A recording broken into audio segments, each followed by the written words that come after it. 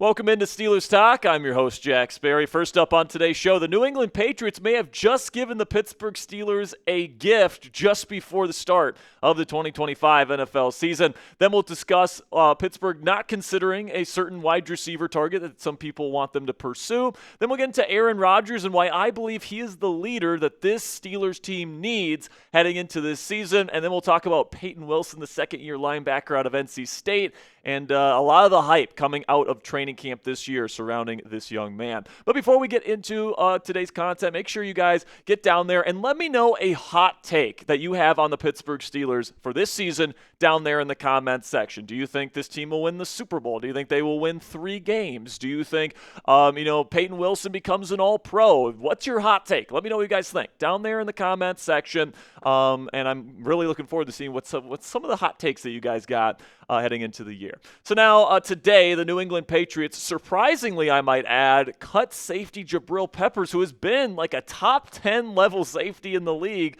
for the last 3 years there in New England. Adam Schefter from ESPN broke the news today, saying the Patriots are releasing veteran safety Jabrill Peppers per source. Peppers still has $4.32 million guaranteed remaining on his contract for this season. Peppers has started 85 games, including 26 with New England, and has totaled over 500 tackles, 7 interceptions, 6 forced fumbles, and 7 fumble recoveries in the National Football League. So it begs the question, could the Pittsburgh Steelers potentially want to add Jabrill to the team here before the 2025 season begins? All right, ever since Minkah Fitzpatrick got traded away, there's been a lot of speculation about potentially adding another safety, and of course they bring in Chuck Clark, and of course Juan Thornhill has played pretty darn well in Steelers training camp to this point, but Peppers about 30 years old, so he would be a one-year rental if you bring him in, and he brings great size to the table. 5'11", but 217 pounds, can also bring some special teams upside to your team as well, and honestly, guys, I think he's been a top 10 safety in the National Football League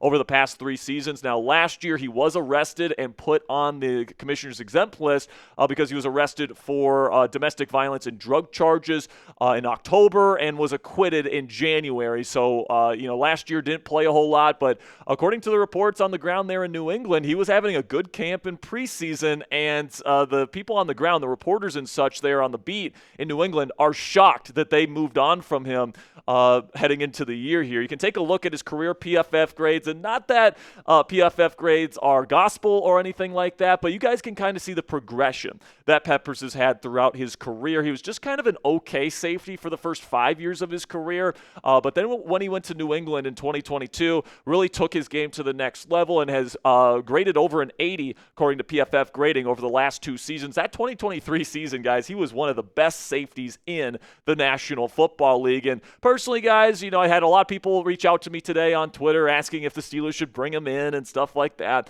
Personally, I wouldn't mind adding him. I think he would make this team better. You can put him in the post, and outside of Juan Thornhill, I think he is the fastest. You would be the fastest safety that the Steelers have, so you could do a lot of different things with him. That's what the Patriots have been doing with him the last several years, and part of the reason why he was so valuable for them is because you could play him in the post, you can play him in the box, you can play him all over the place, and play him in maybe even a linebacker type of role in your dime set. So there's a lot of things you can do with a guy like Jabrill Peppers. Awesome tackler as well.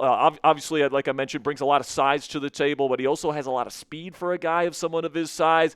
So he would make this team better. Would not mind it whatsoever if he wanted to come play for the Pittsburgh Steelers this year. With that said, I don't think that this team necessarily needs him, and I still think this defense could very well be the best defense in the National Football League this year if they don't get him. So at the end of the day, I'm more along the lines of, if he wants to come here, great. If not, no big deal. Because you take a look at the safety room that the Steelers have right now, Juan Thornhill's had a hell of a camp, guys. He's been awesome in training camp, making plays on the football, it seems like daily, and then in the preseason he showed what he could do as well, flying to the football. People forget that guy ran a 4.42, and he's a Super Bowl champion as a starting free safety. So I think that he's perfectly fine as the free safety if Jabrill Peppers decides to go elsewhere, but also Deshaun Elliott, one of the best box safeties in the National Football League, one of the best overall tacklers in the league as well. So right now I think that the Steelers safety situation, maybe it is the weak link of the Steelers defense, and Peppers would make it better. But overall, if this safety room is your weakest link on your defense is pretty pretty freaking good. So what say you guys? Let me know down there in the comment section. Would you sign Jabrill Peppers to add to this defense? Or do you think we're good? Type S for sign or type P for pass. Let me know what you guys think down there in the comment section. In just a second here, I'm going to tell you about our sponsor today at PrizePicks. Well, I'm telling you about PrizePicks. Get down there in the comment section and let me know if you would sign Jabrill Peppers. And with that, let's have a word from our sponsor here today at PrizePicks. And college football is finally here, folks, so don't miss any of the action this season by downloading the PrizePicks app today for free. PrizePicks is simple to play. Just pick more than or less than on 2 to 6 player stat projections. And if you get your picks right, you could cash in and win up to 2,000 times your money. PrizePicks also puts their members first, so all withdrawals are fast, safe, and secure. And PrizePicks offers Venmo, Apple Pay, MasterCard, and more for quick and easy deposits into your account this football season. PrizePicks is the best place to win cash while watching sports this football season, so join the millions of users that have already signed up and sign up for free today on your phone. I'm going to be going with the more on Ryan Williams, the wide receiver out of Alabama in receiving yards this weekend. I'm going to be taking the more on Garrett Nussmeier, the LSU quarterback, as he goes up against the Clemson Tigers in Death Valley. Then I'm going to be taking the less on Carson Beck's passing touchdowns against my Fighting Irish defense this weekend. So download the PrizePicks app today. Use code CLNS to get $50 in lineups after you play your first $5 lineup with PrizePicks today. That's code CLNS to get $50 in lineups after you play your first $5 lineup. PrizePicks, run your game. So it certainly appears at this point, guys, that the Pittsburgh Steelers are not in the running to sign a wide receiver formerly with the New England Patriots and San Francisco 49ers, Kendrick Bourne. Bourne has 2 visits lined up for next week, and neither of them are to Pittsburgh. This is what Ian Rappaport had to say yesterday, saying free agent wide receiver Kendrick Bourne is visiting the 49ers on Monday and the Commanders on Tuesday. Source said the framework of a deal is in place for both, just in case. All right, so Kendrick Bourne not visiting the Pittsburgh Steelers. There were some people speculating because of Bourne's ability to run block. He's played in similar systems to Arthur Smith's in the past, that the Steelers might be interested in adding him as a wide receiver 4. But I think Pittsburgh's approach is that if they're going to sign somebody and they're going to be bringing in somebody before the season, I think it's going to be somewhere along the lines of the guys they've shown interest in here over the last 2 weeks. Gabe Davis and Marquez Valdez-Scantling, those 2 guys, very similar in terms of the skill set to DK Metcalf and the role that they play in an offense. And I think the Steelers realize that, if DK Metcalf gets hurt,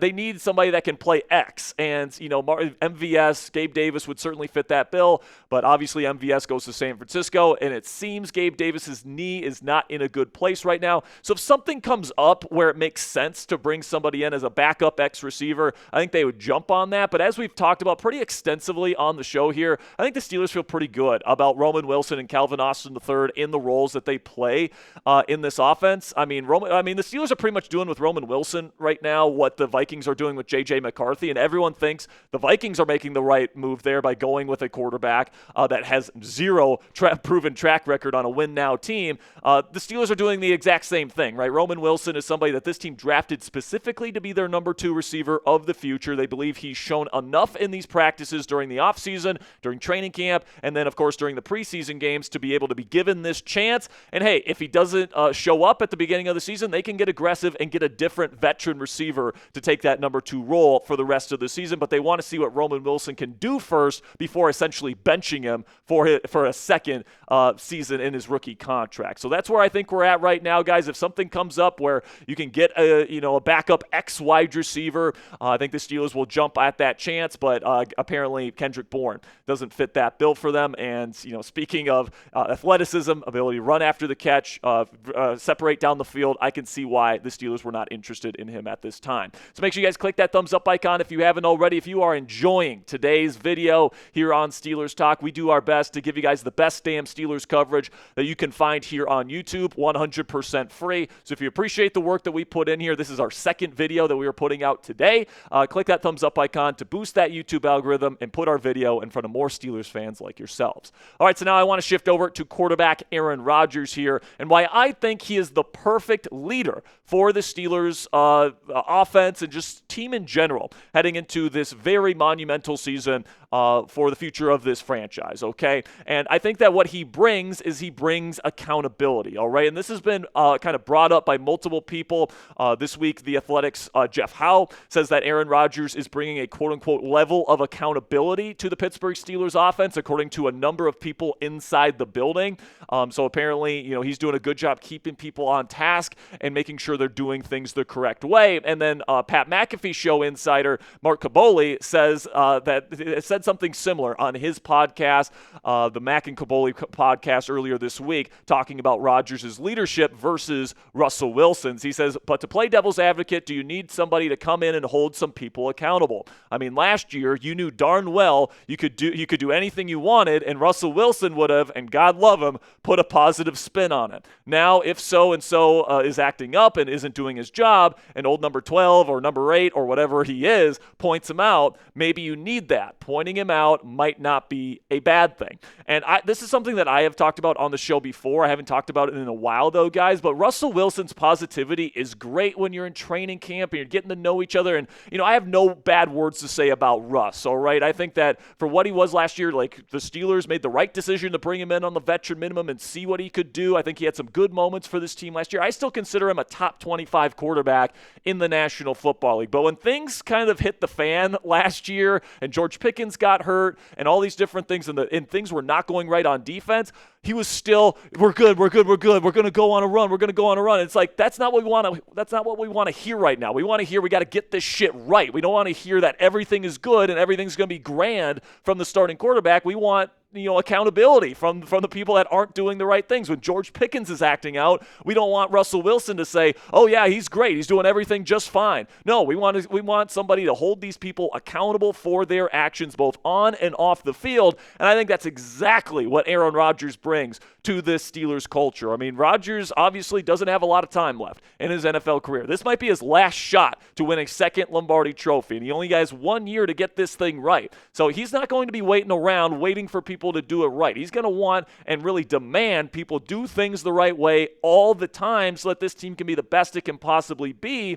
And listen, man, like, if there's players that, don't take kindly to that, then that's just too bad. All right. This is something where, if you want to have the best culture in the National Football League and you want to be able to turn this thing around in 1 year, you got to be able to hold people accountable. You have to maintain a high standard, and you can't just stay positive when things aren't going well, because people know that that's fake. With Aaron Rodgers, you get the real deal. And then also, I think another thing that Aaron Rodgers has brought to the table as a leader is that his guys don't want to let him down. You can hear it when DK Metcalf talks. You can hear it when you hear Jaylen Warren talk. You can hear it when you hear about Roman Wilson and Pat Freiermuth and Jonnu Smith. All these guys want to help Rodgers win, all right? Like, Rodgers is the type of guy where he goes in there, he makes very meaningful relationships with these guys. I mean, I think it's been well documented that he's formed some pretty powerful bonds with these players, and because of that, they don't want to let him down, all right? So I'm not saying Russell Wilson didn't do those things, but Rodgers certainly brings that to the table here, and I'm looking forward to seeing what this team can do under his leadership here in 2025. So what say you guys? Let me know down there in the comment section. Is Rodgers the leader this offense needs? Yes or no? Let me know what you guys think down there in the comment section. For me, I do, but let me know what you guys think down there in the comments. Final topic on today's show, I want to talk about Payton Wilson, who is my pick to be the breakout star of the Steelers defense this year, the second-year linebacker out of NC State. Guys like Luke Kuechly, who obviously knows a thing or two about inside linebacker play, Patrick Queen and others, including TJ Watt, in camp this year, are talking about this kid like he is going to be the next big thing at the off-ball linebacker position. All right, like Queenie said today that or on the Cam Hayward podcast that they filmed back in Latrobe, Queenie said that Payton Wilson's faster than him. Patrick Queen's one of the fastest linebackers in football, and Payton Wilson put on like 15, 20 pounds of weight this offseason, and he's still as fast. Like, Payton Wilson is going to be, last year he was awesome in that, kind of pass coverage-centric role because he was a lighter linebacker. But this year he put on weight, but he still maintained that speed. So he's going to still be able to cover guys, but he's also going to be able to be an impact against the run as well. And when you combine Patrick Queen, a former all-pro linebacker, with Payton Wilson, who's one of the up-and-coming players at this position, if he can stay healthy for for yet another season. My prediction is Payton Wilson is going to be Pittsburgh's best linebacker this season, and he is going to be one of the best defensive players on this entire defensive roster. And I understand who I'm talking about here. Like, we got TJ Watt on this team. We got Alex Highsmith on this team. We got Cam Hayward. We got all pros on this defense. And I still think this kid has a chance to be one of the best players on this entire defense and make plays all over the place in both phases. Against the run, against the pass, it doesn't matter. I think this kid is the future leader of this defense, and I can't wait to see him play here in 2025. So who's going to have the better season at the off-ball linebacker position this year? Type PQ if you think Patrick and Queenie is going to have the better season, or if you think P-Dub is going to be coming up here and take over that number one linebacker role moving forward. Type PW down there in the comments section. That'll be it for today's coverage of Steelers news and rumors here on Steelers Talk. If you made it to the end of the show today and you watched both videos all the way to the end, that makes you a real one. So if that describes you, identify yourselves down there in the comments section by typing real one in all caps so that we can give you some love down there in the comments section. And that'll be it for today's edition of Steelers Talk by Chat Sports. Thank you guys so much for stopping by today. We'll have more Steelers coverage coming out tomorrow. Tomorrow, I actually have our first college football quarterback preview of the year, letting you guys know 7 college quarterbacks that you got to be watching out for this weekend as a Steelers fan. It's going to be a very fun video. Make sure you click that subscribe button so you know when it comes out tomorrow morning. Until next time, guys, here we go, Steelers.